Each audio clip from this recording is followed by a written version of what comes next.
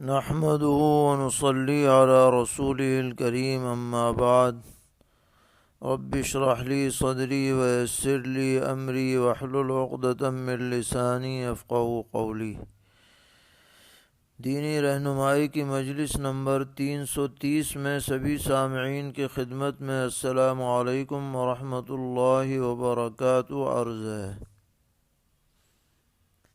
آج کی مجلس کا پہلا سوال یہ ہے کہ بعض لوگ یہ کہتے ہیں کہ مخلوق سے کٹے بغیر خالق سے نہیں جڑ سکتے، اور اس کی دلیل میں یہ بات پیش کرتے ہیں کہ نماز میں جب تکبیر تحریمہ کہہ دی جاتی ہے تو نماز کے علاوہ ہر چیز حرام ہو جاتی ہے، گویا مخلوق سے کٹ کر اب نماز میں خالق سے تعلق قائم ہو گیا، تو اس طرح کے جملے کہنا کیسا ہے؟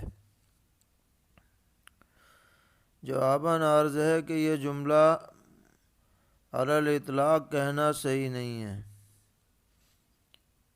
اسلام دین فطرت ہے، اس میں جس طرح خالق کے حقوق بیان ہوئے ہیں اسی طرح مخلوق کے حقوق بھی بیان کیے گئے ہیں، اور مخلوق کے حقوق بجا لانا بھی دین ہی کا حصہ ہے، اس کو الگ سمجھنا یہ زیادتی کی بات ہے۔ ہاں البتہ مخلوق میں ایسا دل لگانا کہ آدمی خالق سے بالکل غافل ہو جائے اور اس کے حقوق کو فراموش کر دے اور فرائض بھی بجا لانے میں کوتاہی کرے تو ظاہر ہے کہ اس سے منع کیا جائے گا۔ الغرض یہ کہنا کہ مخلوق سے کٹے بغیر خالق سے جڑ نہیں سکتے یہ غلو کی بات ہے۔ اسلام کی تعلیم اس طرح کی نہیں ہے۔ اسلام کی تعلیم صرف اس قدر ہے کہ لا طاعت لمخلوق فی معصیت اللہ، کہ اللہ کی نافرمانی میں کسی مخلوق کی بات نہیں مانی جائے گی، اور اللہ تعالیٰ کے حکم کی تعمیل کرتے ہوئے تمام امور انجام دیے جائیں گے، چاہے ان کا تعلق حقوق اللہ سے ہو یا حقوق العباد سے ہو۔ اور یہ کہنا کہ نماز اس کی مثال ہے، تو نماز ایک وقتی عبادت ہے، وقت کے ساتھ خاص ہے، اور اس میں بھی یہ بات پیش نظر ہے کہ اگر دوران نماز کسی کی جان بچانے کی صورت پیش آ جائے، کہیں آگ لگ جائے، کوئی حادثہ پیش آ جائے، تو فقہا لکھتے ہیں کہ نماز توڑ کر کے جان بچانا واجب ہوگا۔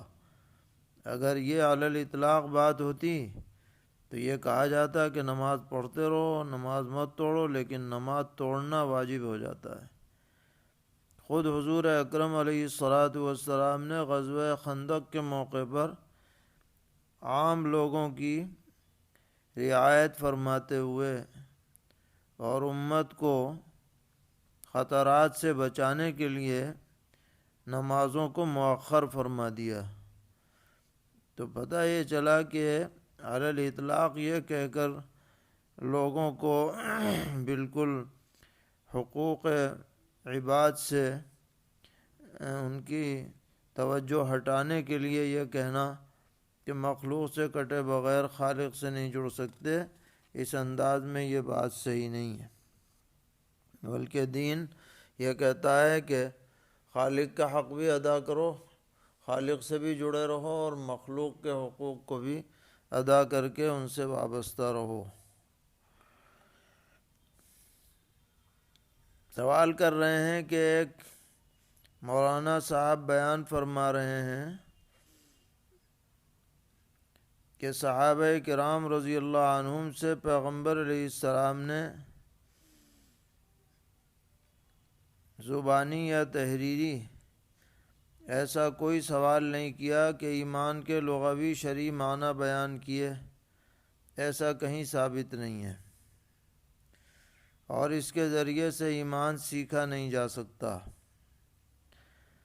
اور الفاظ کی بحث کو علم سمجھنا یا الفاظ کی بحث کو ایمان سمجھنا، اس سے ایمان کا کوئی تعلق نہیں ہے، بلکہ پیغمبر علیہ السلام کے یہاں صحابہ کرام کو عملی طور پر ایمان سکھلایا جاتا تھا، نہ کہ تقریری یا تحریری طور پر۔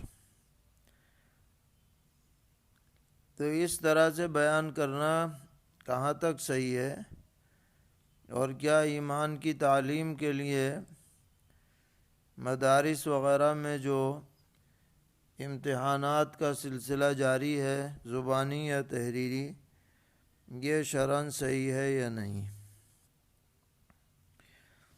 جواباً عرض ہے کہ بے شک ایمانی کیفیت کا تعلق دل سے ہے، اور اس کی تکمیل آدمی کی عملی زندگی سے ہوتی ہے، اور اس کے لیے محنت اور جد و جہد کی ضرورت پڑتی ہے، اور اپنے دل کو ٹٹولنے کی ضرورت پڑتی ہے۔ لیکن ایمان کہتے کسے ہیں؟ ایمان کے حدود کیا ہیں؟ ایمان کس چیز کا نام ہے؟ اس بارے میں سوالات بھی موجود ہیں احادیث شریفہ میں، اور قرآن پاک کی آیات سے بھی صراحتاً اور دلالتاً یہ چیزیں ثابت کی جاتی ہیں۔ تو کیفیات کا نمبر تو بعد میں آئے گا، علم کا نمبر پہلے آدمی کو پتہ تو چلے کہ ایمان ہے کیا چیز، اس کے بعد ہی تو آدمی ایمان سیکھے گا اور اس پہ عمل کرے گا۔ تو چنانچہ مشہور حدیث ہے حضرت جبرائیل علیہ السلام کی کہ انہوں نے پیغمبر علیہ السلام سے آ کر سوالات کیے مل ایمان، تو آپ نے جواب دیے تاکہ صحابہ کو پتہ چلے ایمان کہتے کسے ہیں۔ مل اسلام، اسلام کے بارے میں پوچھا تو اس کا جواب دیا، احسان کے بارے میں پوچھا تو اس کا جواب دیا۔ اور خود نبی اکرم علیہ الصلاۃ نے بعض مواقع پر صحابہ کرام رضی اللہ عنہم کو جانچنے کی کوشش فرمائی۔ ایک حدیث ہے جو دلائل النبوہ وغیرہ میں منقول ہے کہ آپ نے پوچھا صحابہ سے کہ اللہ کے مخلوق میں سب سے زیادہ تعجب خیز ایمان کس کا ہے؟ صحابہ نے عرض کیا کہ فرشتوں کا۔ حضور نے فرمایا کہ وہ ایمان کیوں نہیں لائیں گے، ان کے سامنے تو سب چیزیں موجود ہیں۔ تو صحابہ نے کہا تو نبیوں کا ہے، تو آپ نے اس پر بھی فرمایا کہ نبی پر تو وحی نازل ہوتی ہے، وہ ایمان کیوں نہ لائیں گے؟ تو صحابہ نے فرمایا کہ ہمارا ایمان سب سے تعجب والا ہے۔ تو حضور نے فرمایا تم کیوں ایمان نہیں لاؤ گے؟ تمہارے سامنے قرآن اتر رہا ہے، خود پیغمبر موجود ہیں۔ تو صحابہ نے عرض کیا کہ حضرت پھر آپ ہی بتلائیے۔ تو حضور نے فرمایا کہ جو میرے بعد لوگ آئیں گے مجھے دیکھے بغیر ایمان لائیں گے، ان کا ایمان تعجب خیز ہے۔ تو یہ سوال و جواب ہی تو ہو رہا ہے، یہی ایک طرح سے امتحان ہے۔ اور مدارس میں جو امتحانات کا سلسلہ ہے اس کے ثبوت کے لیے اس طرح کا حضور کا صحابہ سے سوال کرنا اتنی دلیل کافی ہے، اس کو غیر ثابت کیسے کہا جا سکتا ہے؟ اسی طرح صحیح حدیث بخاری شریف میں کئی جگہ موجود ہے، سیدنا حضرت عبداللہ ابن عمر رضی اللہ عنہما فرماتے ہیں کہ پیغمبر علیہ السلام نے ارشاد فرمایا کہ ان من الشجرۃ شجرا لا يسقط ورقها، کہ ایک درخت ہے کہ جس کے پتے نہیں ٹوٹتے، اور وہ مسلمان کی مثال ہے۔ فحدثونی ما ہی، بتاؤ وہ کون سا درخت ہے؟ یہ سوال ہوا، سب صحابہ جو مجلس میں موجود ہیں ان سے پوچھا جا رہا ہے، گویا امتحان لیا جا رہا ہے۔ تو صحابہ مختلف درختوں کے بارے میں غور کرنے لگے کہ کون سا ہو سکتا ہے، جنگل میں جو درخت پائے جاتے ہیں۔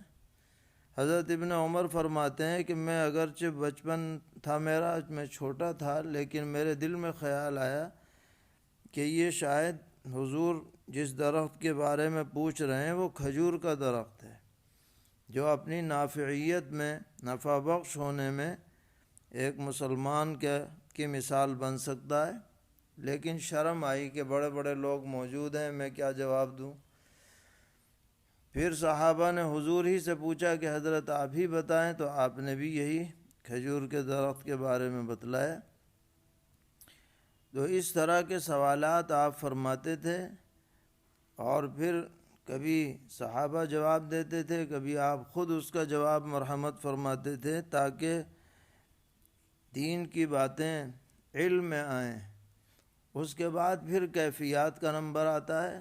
ظاہر ہے کہ ایمان جتنا مضبوط ہوگا، دل میں یقین جتنا کامل ہوگا، اتنے ہی آدمی اعمال پر جمے گا اور اس پر عمل کرنے کی کوشش کرے گا۔ تو ایسی تعبیر بیان میں اختیار کرنا جو غلو پر مبنی ہو، خواہ مخواہ کی بحث چھیڑنے والی ہو، اور جس کی وجہ سے جو دیگر دین کی محنت کرنے والے حضرات ہیں ان کی محنتوں کی ناقدری ثابت ہوتی ہو، یہ بات ہرگز مناسب نہیں ہے، اور یہ اس طرح کی گفتگو فتنہ انگیزی کا سبب بنتی ہے۔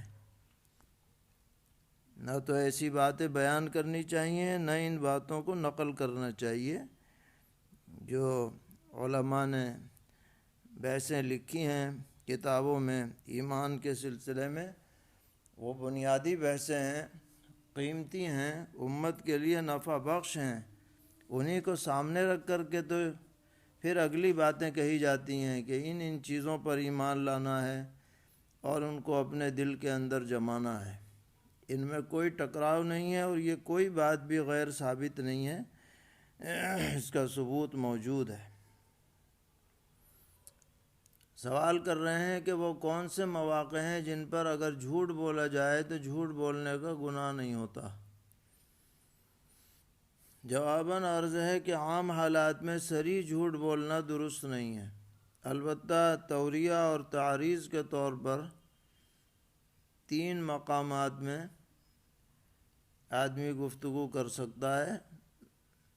ایک تو جنگ کا موقع ہو، دوسرے صلح کے لیے، تیسرے بیوی کی دلداری کے لیے۔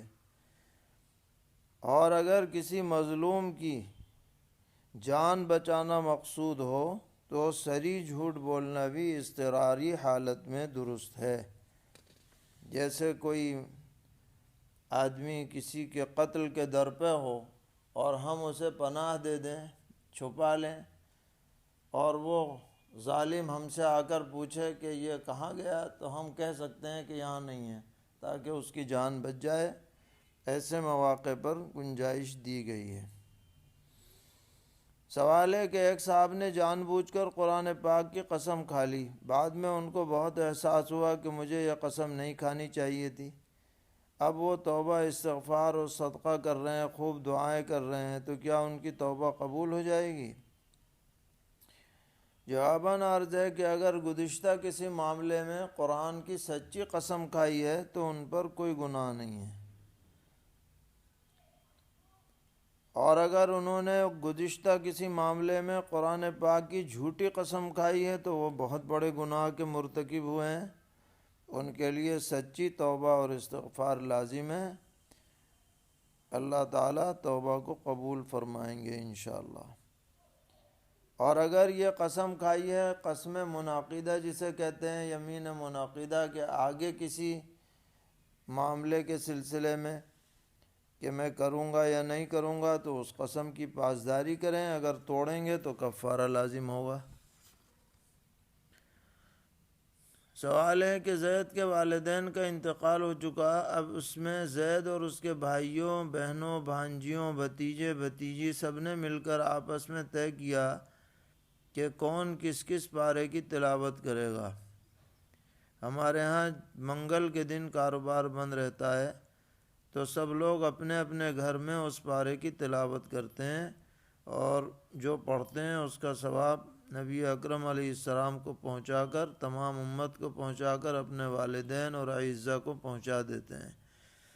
تو اس طرح سے ترتیب بنانا کیسا ہے؟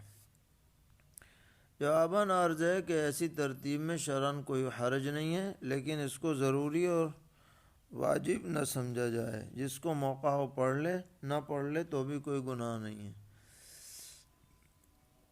سوال ہے، ملک کی صورتحال اس وقت ایسی ہے کہ اسٹیشن یا ٹرین میں اگر نماز ادا کی جائے تو بڑی پریشانی کا سامنا کرنا پڑ سکتا ہے۔ کیا ایسی صورتحال میں سفر مکمل کرنے کے بعد نماز کی قضا کر لی جائے یا کیا کریں؟